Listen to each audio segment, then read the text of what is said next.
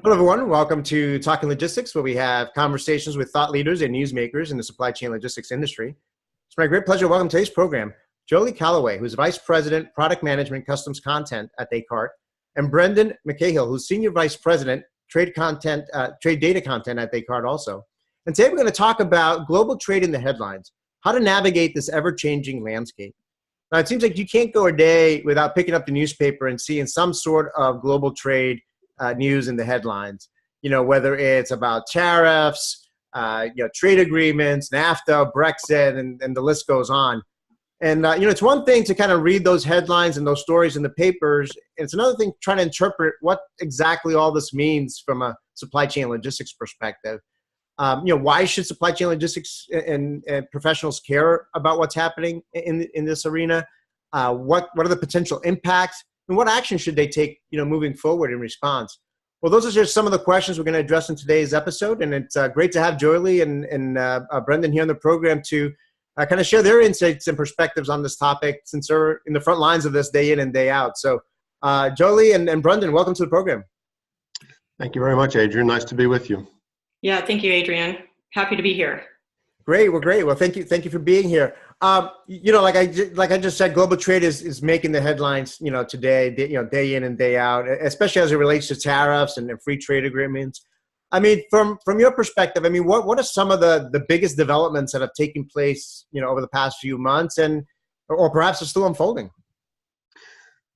Adrian, I think one of the things that strikes me is simply that the whole idea of international trade has gotten into the mainstream conversation.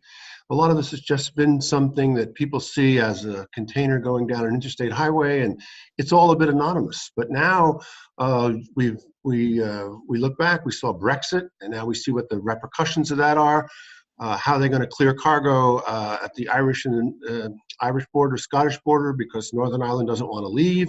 Mrs. May is not moving fast enough. Here in the United States, clearly every day goes by where the president either comments or tweets something, and the farmers are up in arms, or aluminum importers are up in arms. These are sort of headlines, but digging down beneath it, the idea that international trade, and back to Tom Friedman, where the world is flat, the truth has come out now. So I think it's a really important topic, and it's great that people are actually learning more and more about it, because I think it affects all of us in no uncertain way. Right, Joely, your thoughts? Yeah, absolutely. It's brought all the attention to trade compliance and what goods are costing around the globe. I think one of the things that I'm really seeing in our space is trying to figure out what's real, what's not real, what's happening, where the true impacts are taking place. So like you asked, what agreements have taken place recently and what's still unfolding. So last year we had CETA get implemented. That's the Canadian-European Trade Agreement. So that did move forward. It was ratified, and we've implemented the information into a lot of systems. So it's it's an important piece for companies that are moving goods between Europe and Canada. But then when you look at what's happening around the rest of the globe, or specifically in the United States, we've got NAFTA, which is in question. Is it going away? Is it being renegotiated? Everything that we're hearing in the trade space is that they're working hard to get it renegotiated. We don't know what that is going to ultimately look like, so there's still a lot of guessing that's taking place. And TPP, which the Trump administration had pulled back on last January, in the last couple of weeks, he started saying, well, maybe it's back on the table. So, it's definitely a guessing game. It's something that we're keeping a constant eye on every single day. We're watching to see if anything new has come through in the data, what's going to impact costs. And one other area that I think a lot of people don't pay attention to is the MFN rates, the most favored nation rates, and how they're being impacted. So if you look at countries such as Germany and France and even South Korea that are looking at changing rates for imports of U.S. vehicles, that's in discussion. Are the rates going to go down in exchange for something else? So we're constantly monitoring this, and as soon as it gets ratified and implemented, we'll have it out there. Yeah, no, I mean, I think it really kind of illustrates, number one, all the uncertainty that there is out there, right? And for I think for a lot of supply chain logistics executives and business executives in general, uncertainty equals risk, right? So you're trying to, it's very hard to figure out what's appropriate actions to take when things are still up in the air or still in a dynamic, fashion. And then secondly, how, really complex and far reaching all of this is. I always tell my friends and folks in my family, when they see these headlines and everything else, I say, that's supply chain and logistics in action right now. And, we drive our cars, we buy our goods. And when you really think about all it takes to, bring those products into the US or export them out to other countries, everything that's involved with that is so, there's so many processes and things that are going on. That, the fact that it's now in the headlines and being talked about and kind of being exposed to kind of the general market, if you will, I think it's a good thing. I think people will have a deeper appreciation for the role that all of us play in this industry in terms of just the amount of complexity that takes place. So that leads me to kind of the next question. I mean, and I think we touched upon it a little bit, about it already. I mean, but in the day, I mean, why should supply chain logistics executives, pay attention to these developments? I mean, what are the potential impacts here? Well, I think they need to pay attention to them. To follow on something that Joely said earlier, we hear, of course, about the NAFTA negotiations. And NAFTA's been in place now for over 20 years. We have a good to and fro with both the north and south border. If NAFTA gets, and it will be reviewed, we have to be very careful because don't forget the Mexicans have recently created a new trade treaty with the whole EU. So we have to stay involved. We can't be left out of that. And I think these kinds of developments for the supply chain professional, it creates a need for knowledge, what's going on around you, and also it can create opportunities in terms of global sourcing, multinational companies. It's no longer simply currency risk. There's the infrastructure, there's the supply chain, there's the ability to understand where, again, as Joely pointed out, it could be a most favored nation treaty. So supply chain professionals need to care about this, and they need to be informed and not in a passive way. I mean, they need to reach out and try to find information that's going to not only help them make their job a little bit easier, but it's going to make their company more efficient in this global space. Great. Joely, any thoughts on that?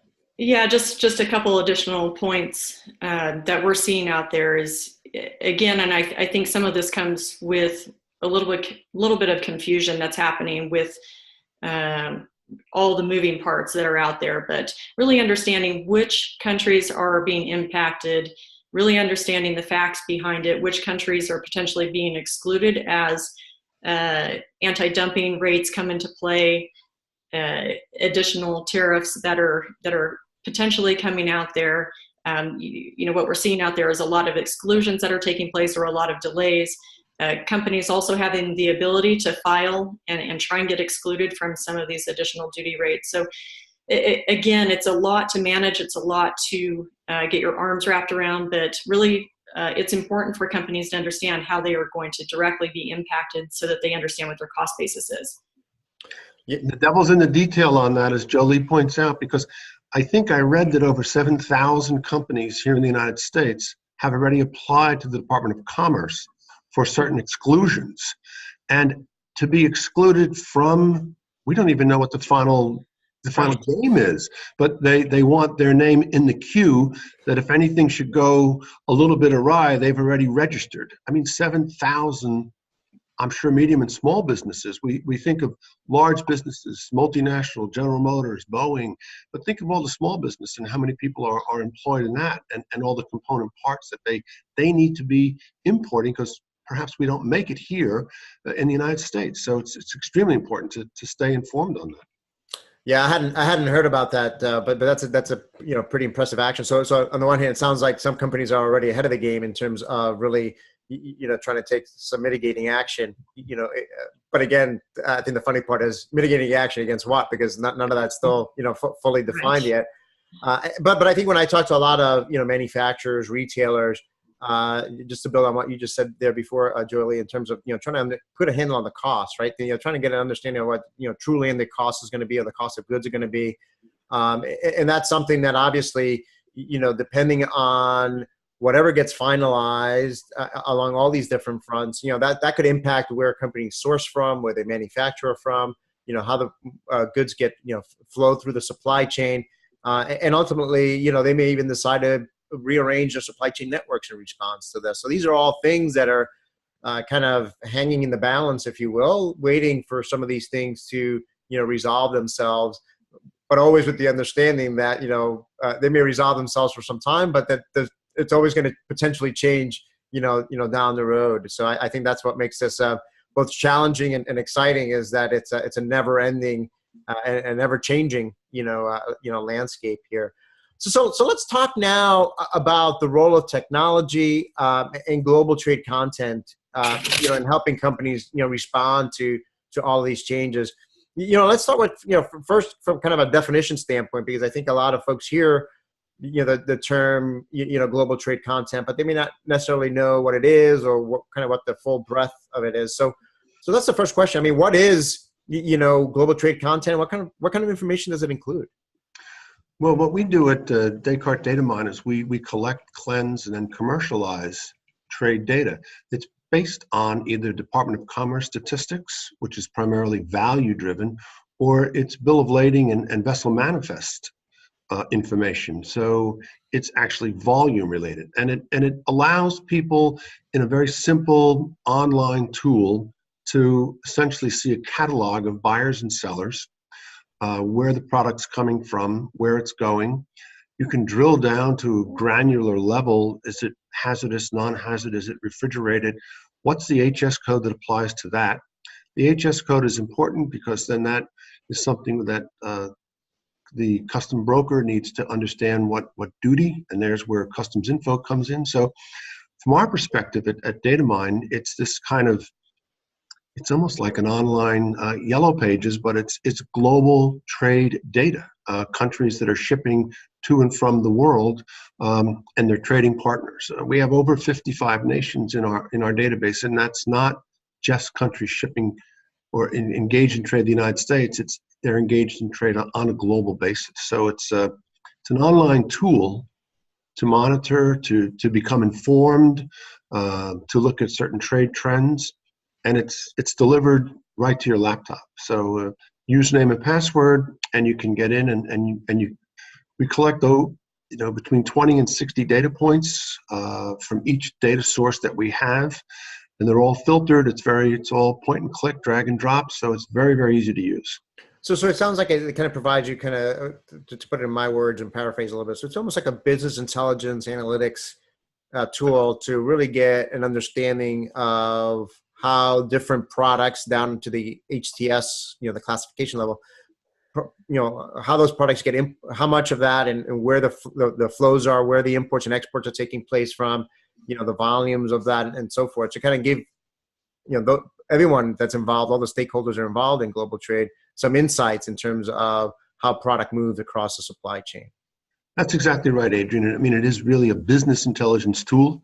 And if you want high-level aggregated information, you can use the tool. If you want to drill down and find very, very specific, maybe you have an overseas supplier and you have an exclusive license and you want to guarantee that they're only shipping to you, you're going to drill down on those particular products and those particular names. So it is absolutely business intelligence at your fingertips, and ready to be used.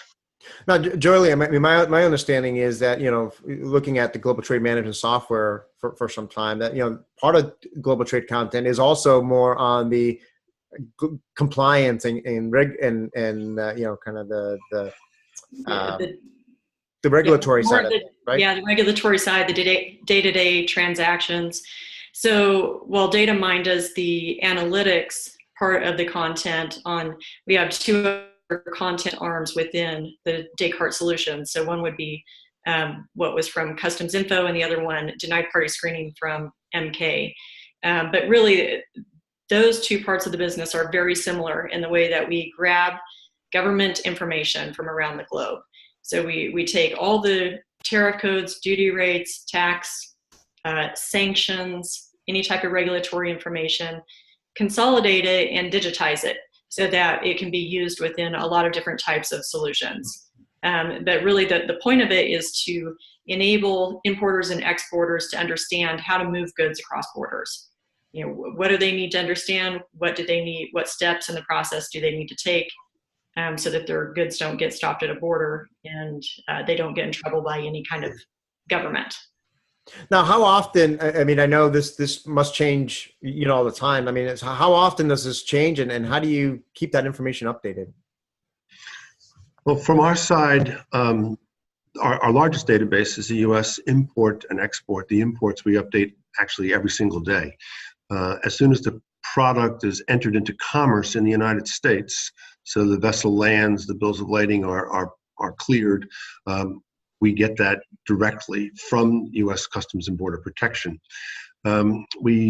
We acquire it somewhere between 11 and 12 o'clock in the morning. We've got it processed and posted to our system by about 5 o'clock that night. The exports is about a week old because it's not quite as automated actually from customs, not on our side. And the other countries that we have, really it depends on the country itself. Are we getting an FTP? Do we have to scrape a website? How frequently they're updated? But generally we're talking weeks of information, or a week of a lag time. We're not talking months. So it's quite timely data when you stop and consider where it's available, how fast it's available, and what you can do with it. And you can fuse data sets. You can look at a series of exporters from a certain country, match them up with importers, so you can bring the data set together to make it even more powerful. Very timely, and we process just as fast as we can in order that we can push it out to our customers. Great. Now what about on things like duties and taxes and restricted party lists and things like that? How often is that? How often does that change, and how does that get updated? Right. So every data set is a little bit different depending on what government agency is producing the information. But for sanctioned party data or denied party data, we're publishing that every single day. Some lists may update two to 5 times a week. Some lists publish every single day. So that's critical information that companies absolutely have to have on a timely basis. So that's pushed every day.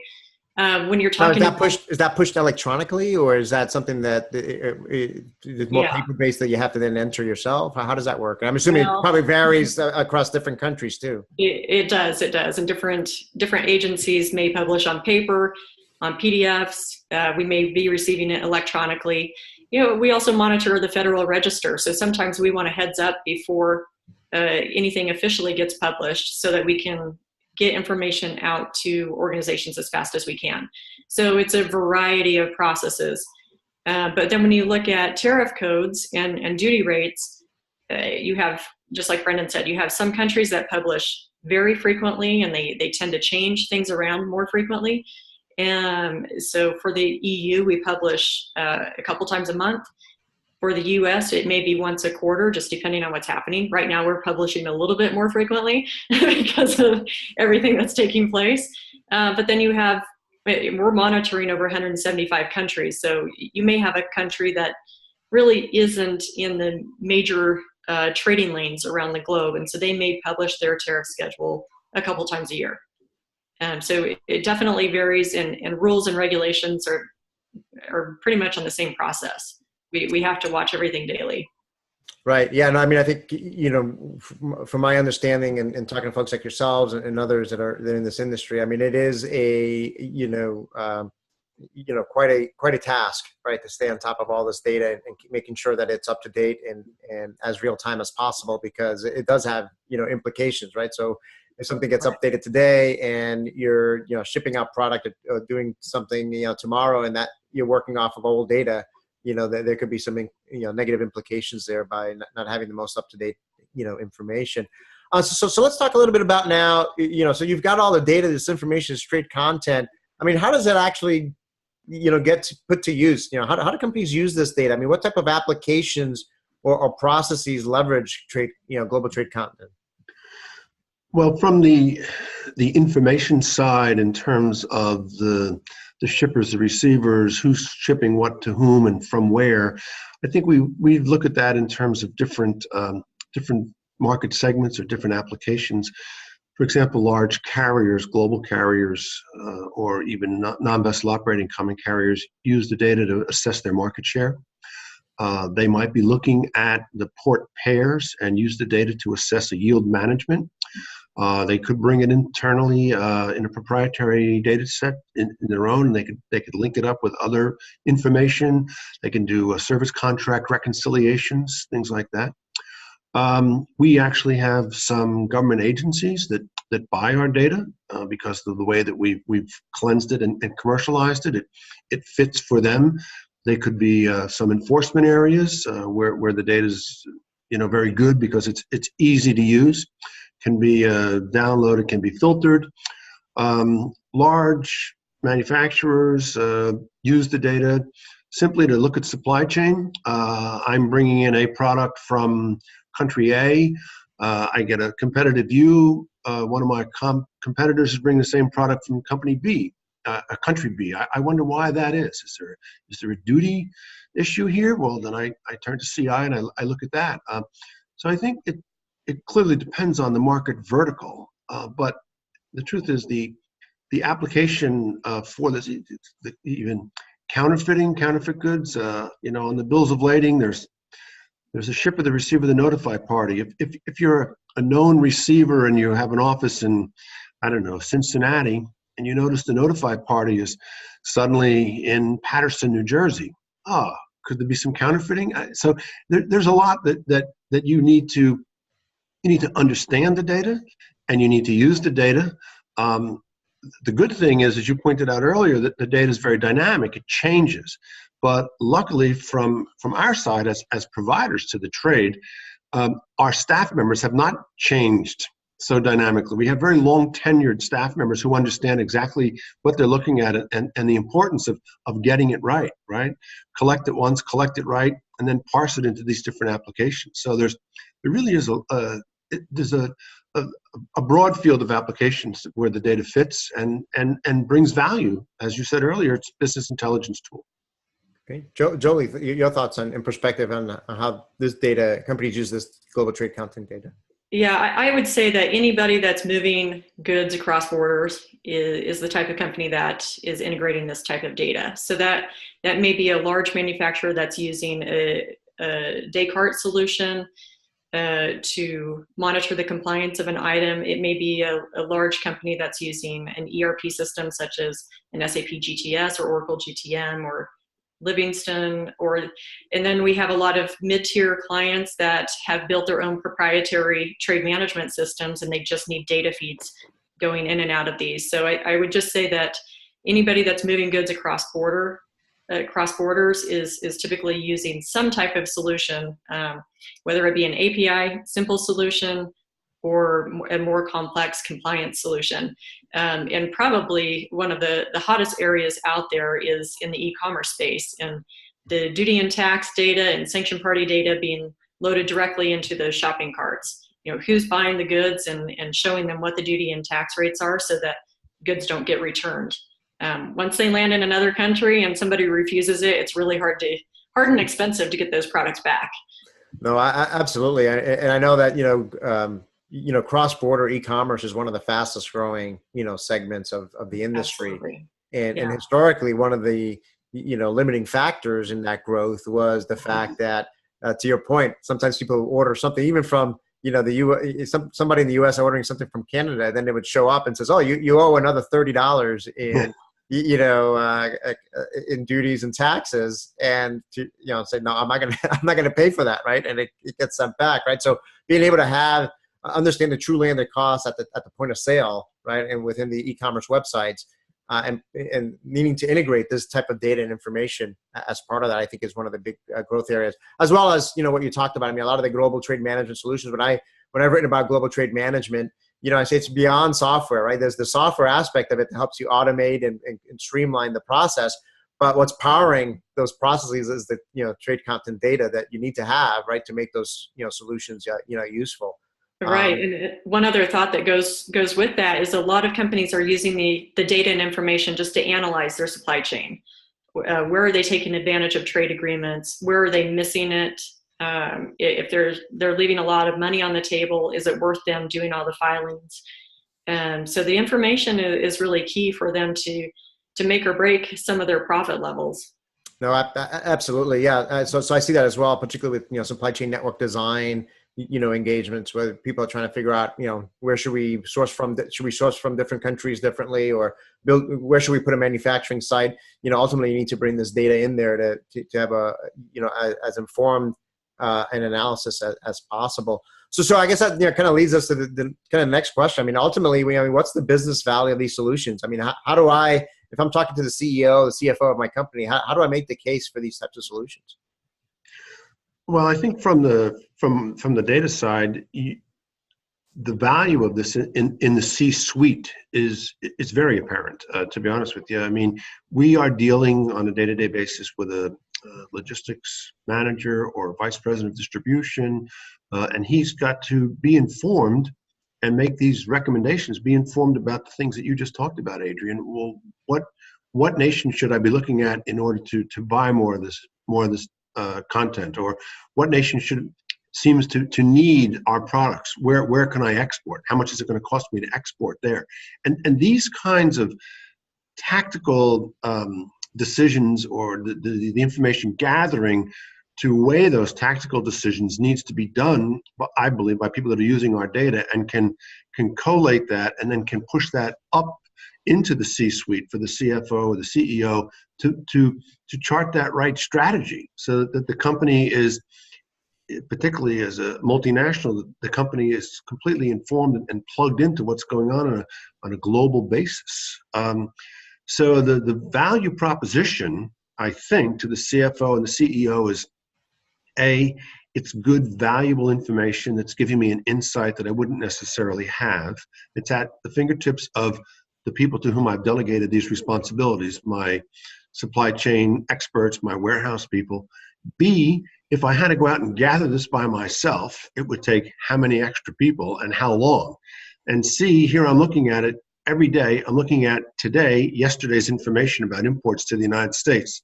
So how am I going to replicate that? Not without a lot of expense here in my company. The subscription to this kind of content, I think, is very easily justified, to be honest with you, because I really believe that it keeps people informed. And I mean, right now, we have more information in the palm of our hand with our cell phones, I think, than they had on Apollo spaceships.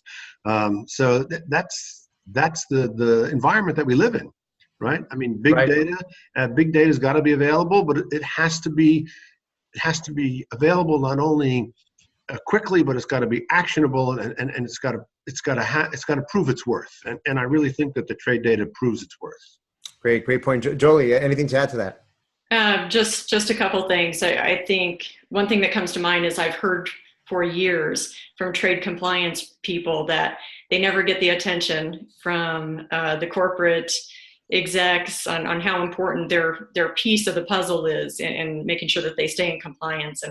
And I will tell you that, I mean, all the attention's on them now. So I think that really people are starting to understand how important it is to understand the costs and understanding the impact of the supply chain. But also, outside of everything that what Brendan just said, which is extremely important on the pricing side of things, but really the compliance professionals and the information that's at everybody's fingertips can help them stay out of trouble. And we've just seen this happen, repeat over and over and over again over the course of the last few years. You don't really want your organization to be on the front page of a newspaper. And you don't want to see these big fines if you're missing an export control or you've shipped goods to the wrong entity or the wrong person. It's just very, very important for them to stay on top of it. And I know that a lot of CEOs used to see the compliance space as being a cost center. But really, if they can speed up the processes, which they can do with data at this point in time, really the costs can be eliminated. And like I said, it can keep them out of trouble. Yeah, and I think go ahead. Risk mitigation is extremely important. The point Joely makes can't be overstated. That knowledge and the risk mitigation to these companies, because the fines, as she said, they're very, very punitive. So. Yeah, no, I think it's a combination, and I think both points are excellent, because I really think it's a combination of both, right? It's risk mitigation, risk avoidance, right? So, nobody wants to see, as you said, generally, their name in the Wall Street Journal because of, they shipped, goods to, an entity on a, sanctioned list or something like that. But I think the other point is equally as important, is that it's not just about avoiding risk. There's also opportunities here to, how do you drive increased sales? How do you drive, market share profitability, right? There's a lot in terms of helping out with the top line of companies, which is what a lot of the CEOs and CFOs are looking for, is how can we continue to drive growth, increase market share and so forth. And I think if you're able to make that connection between these types of solutions and the ability to do that effectively while being in compliance with all the applicable laws and regulations, I think that's the trifecta. That's the ultimate goal here. We're running a little bit short on time here, so I'm just going to go right to my last question. I mean, what action should then companies take in the weeks and months ahead? I mean, obviously, there's still a lot of unknowns, and all this is still changing. I mean, but what action should companies take, moving forward to, navigate successfully through this, ever-changing global trade landscape? Well, I think one thing from our perspective in terms of the volume is having a tool on your desktop that lets you see your key products in terms of either a quarter-on-quarter or a year-on-year review. Is something slipping? Is the trade that you're involved in, it's growing, it's shrinking? If it's growing, is it growing because of demand? Is it shrinking because of some government intervention or some government regulation?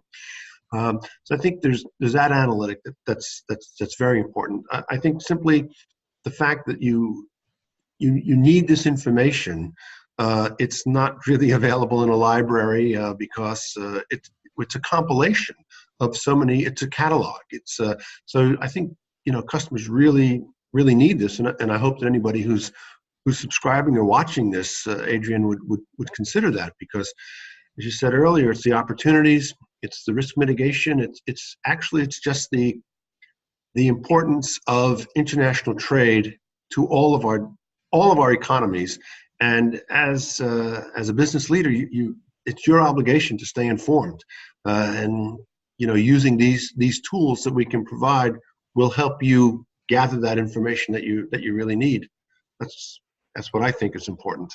Great. Joely, anything to add to that? No, I think Brendan wrapped it up perfectly. I think it's all about visibility. Get whatever tool and insight that you can to make sure that your teams have what they need for the companies to be successful, whether that be in saving money, reviewing trade agreements, or understanding the supply chain, understanding where you can source products. If something does happen in one country and you need to source it from somewhere else, get that visibility so that you know where you can get your goods. And every spectrum of global trade you need to really truly understand.